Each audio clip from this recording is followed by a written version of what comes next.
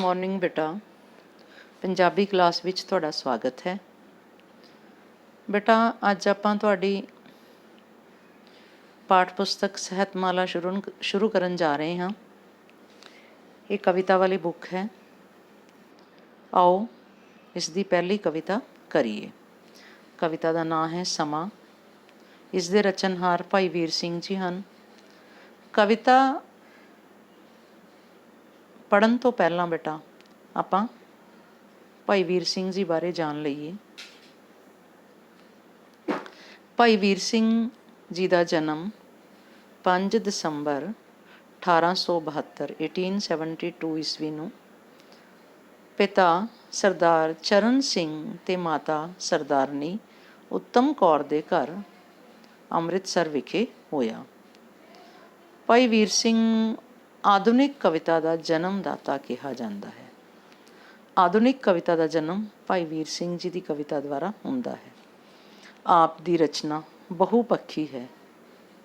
कई पक्ष हैं आप जी दी रचनावां दे। आपने कविता, वार्तक, नावल, नाटक की रचना करके आधुनिक पंजाबी साहित्य का आरंभ किया।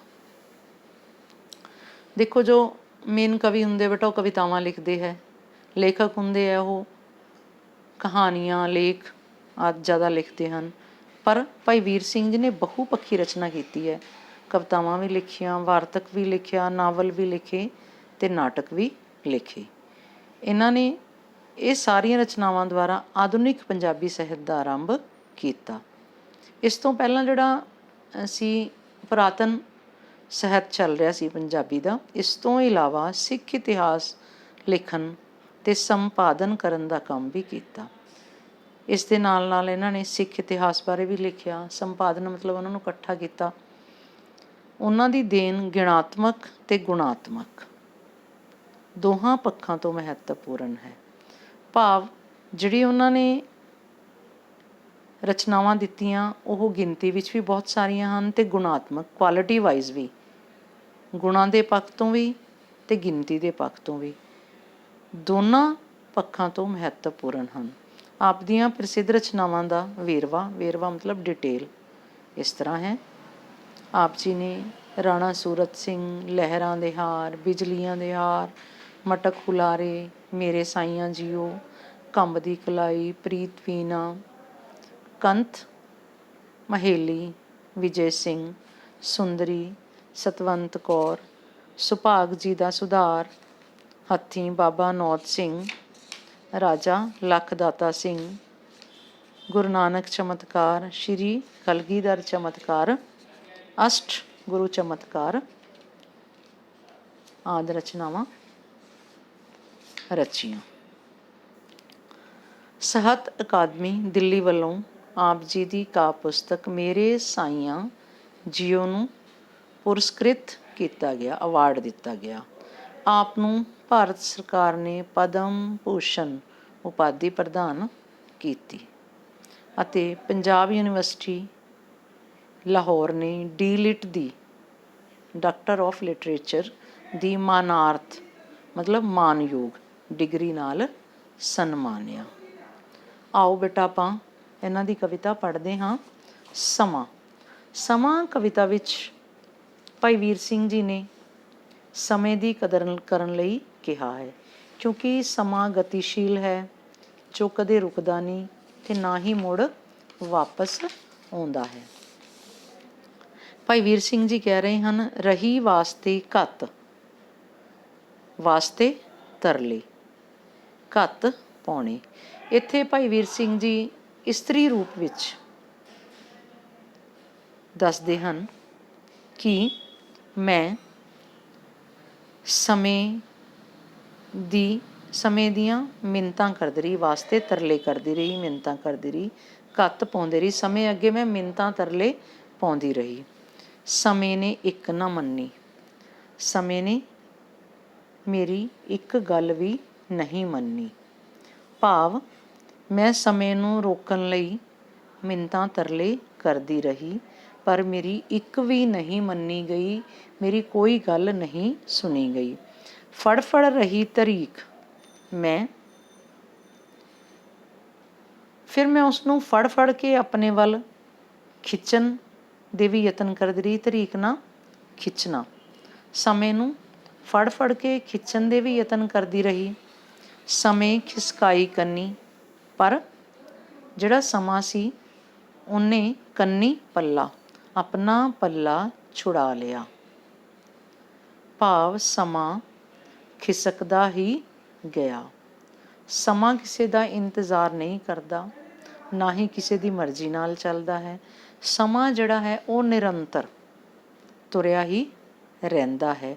ਚਾਹੇ ਕਿੰਨੀਆਂ ਮਿੰਨਤਾਂ, ਕਿੰਨੇ ਤਰਲੇ, ਕਿੰਨੇ ਵਾਸਤੇ ਪਾ ਲਓ, ਪਰ ਜਿਹੜਾ ਸਮਾਂ ਹੈ ਕਿਸੇ ਦੀ ਗੱਲ ਨਹੀਂ ਮੰਨਦਾ, ਕਿਉਂਕਿ ਇਹ ਨਿਰੰਤਰ ਚੱਲਦਾ ਰਹਿੰਦਾ ਹੈ।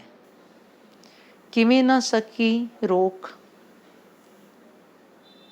ਮੈਂ ਕਿਸੇ ਵੀ ਤਰ੍ਹਾਂ ਨਾਲ ਸਮੇਂ ਨੂੰ ਰੋਕ ਨਹੀਂ ਸਕੀ। ਅਟਕ ਜੋ ਪਾਈ ਪੰਨੀ, ਅਟਕ ਰੁਕਾਵਟ, ਪੰਨੀ ਤੋੜੀ। ਇੱਥੇ ਕਵੀ ਭਾਈ ਵੀਰ ਸਿੰਘ ਜੀ ਕਹਿ ਰਹੇ ਹਨ ਕਿ ਸਮੇਂ ਨੂੰ ਰੋਕਣ ਲਈ ਮੈਂ ਅਸਫਲ ਰਹੀ। ਕਿਵੇਂ ਨਾ ਸਕੀ ਰੋਕ, ਮਤਲਬ ਕਿਸੇ ਵੀ ਤਰ੍ਹਾਂ ਨਾਲ ਮੈਂ ਸਮੇਂ ਨੂੰ ਨਾ ਰੋਕ ਸਕੀ, ਕਿਸੇ ਵੀ ਤਰੀਕੇ ਨਾਲ ਨਾ ਰੋਕ ਸਕੀ।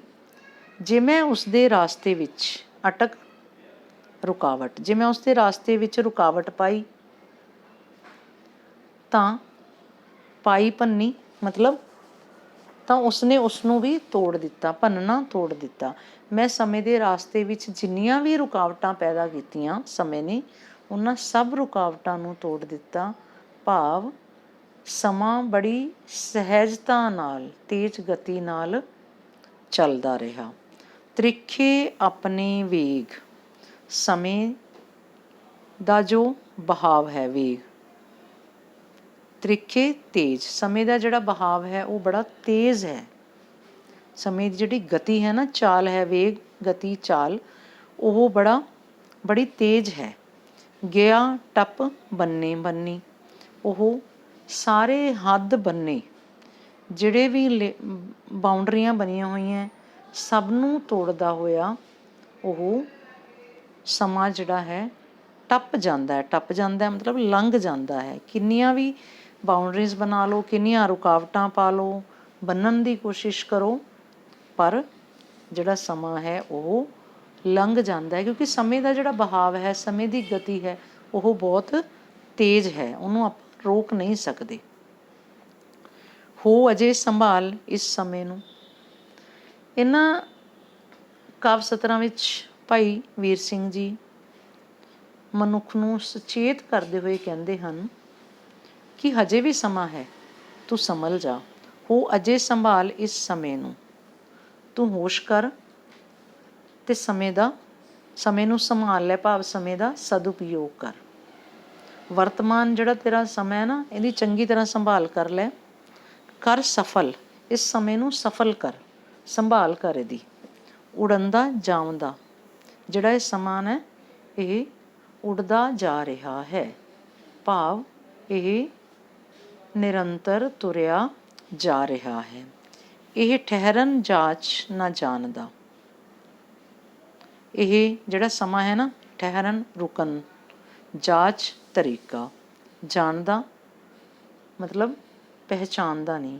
ਸਮਾਂ ਜਿਹੜਾ ਹੈ ਨਾ ਇਹ ਰੁਕਣ ਦੇ ਤਰੀਕੇ ਨੂੰ ਨਹੀਂ ਜਾਣਦਾ, ਕਿਉਂਕਿ ਇਹਦੀ ਪ੍ਰਵਿਰਤੀ ਹੈ ਲਗਾਤਾਰ ਅੱਗੇ ਵੱਧਦਾ ਰਹਿਣਾ।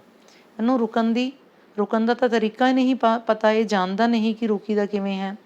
ਲੰਘ ਗਿਆ ਨਾ ਮੁੜ ਕੇ ਆਉਂਦਾ, ਜੇ ਇੱਕ ਵਾਰ ਵੀ ਸਮਾਂ ਚਲਿਆ ਗਿਆ ਤਾਂ ਉਹ ਮੁੜ ਕੇ ਮਤਲਬ ਦੁਬਾਰਾ ਵਾਪਸ ਨਹੀਂ ਆਉਂਦਾ।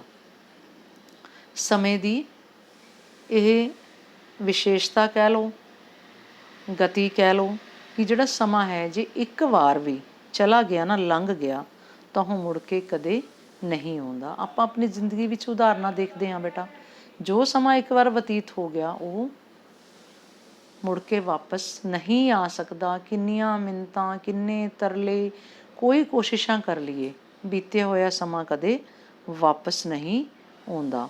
ਤਾਂ ਭਾਈ ਵੀਰ ਸਿੰਘ ਕੀ ਸੰਦੇਸ਼ ਦੇਣਾ ਚਾਹੁੰਦੇ ਇਸ ਕਵਿਤਾ ਦੁਆਰਾ ਕਿ ਮਨੁੱਖ ਨੂੰ ਵੀ ਸਮੇਂ ਵਾਂਗ ਗਤੀਸ਼ੀਲ ਰਹਿਣਾ ਚਾਹੀਦਾ ਹੈ।